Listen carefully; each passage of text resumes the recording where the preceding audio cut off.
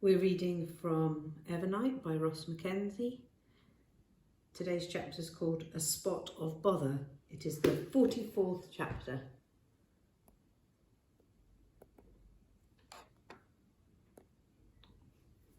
The first test of Joe's invisibility came soon after.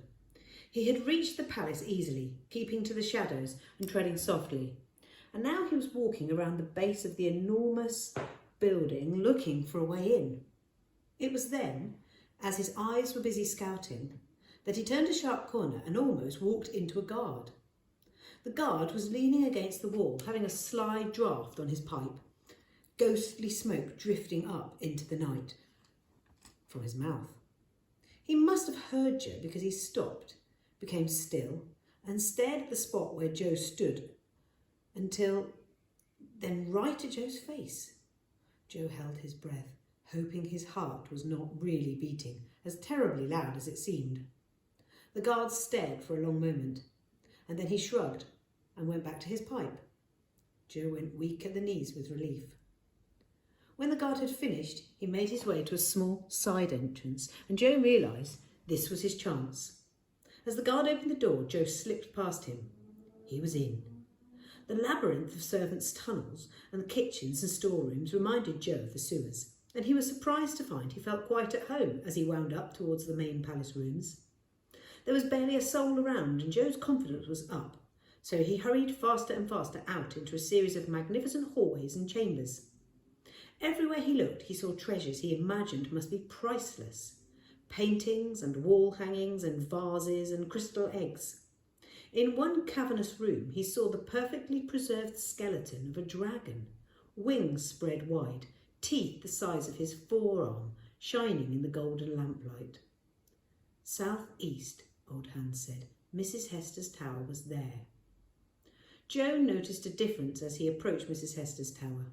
It seemed the servants did not come here very often, for curtains of spider silk were draped on the walls and the windows and lamps, and there was no treasure on display. The freezing air seemed to grow even colder, making Joe tremble and curse the fact he'd had to ditch his clothes. He came to the tower door and tried the handle. It opened. Why would it be locked, I suppose, he thought to himself. Who would try to burgle the great Mrs. Hester, Joe?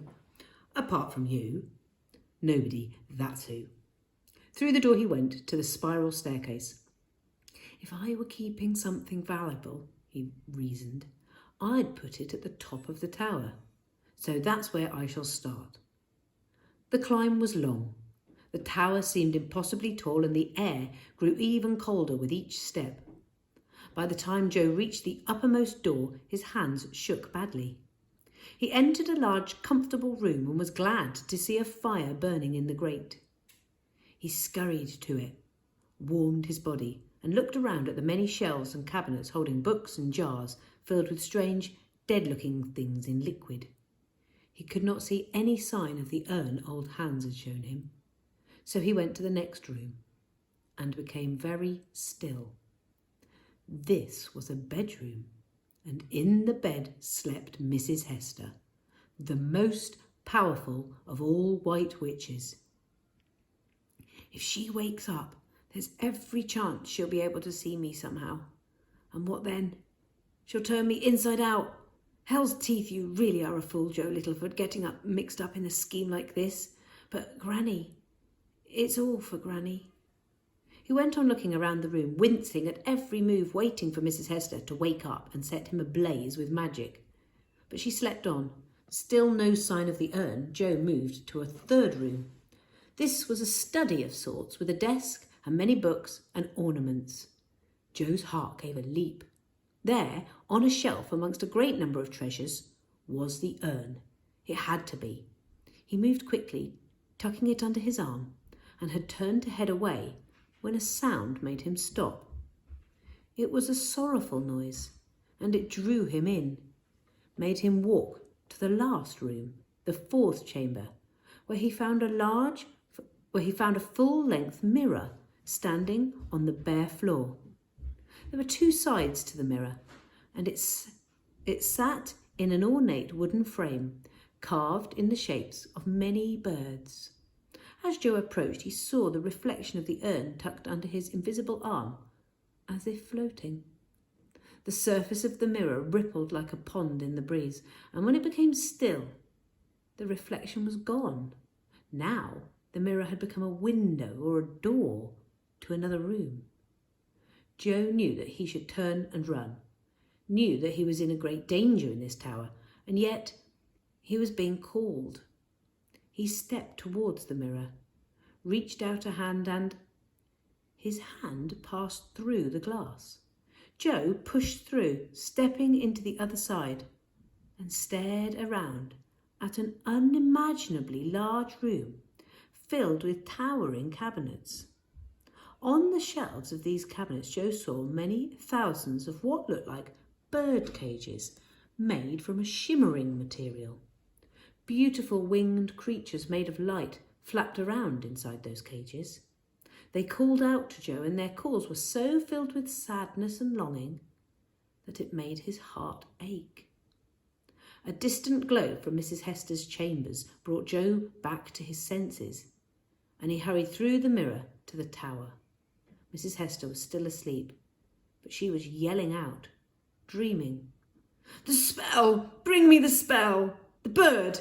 Kill her! Kill the girl!" Joe crept past, out to the staircase, hurrying, almost gripping in his haste, the urn tucked under his arm.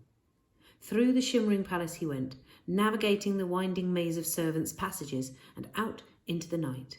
Then across the palace grounds to the outbuildings and the manhole cover back to the sewers.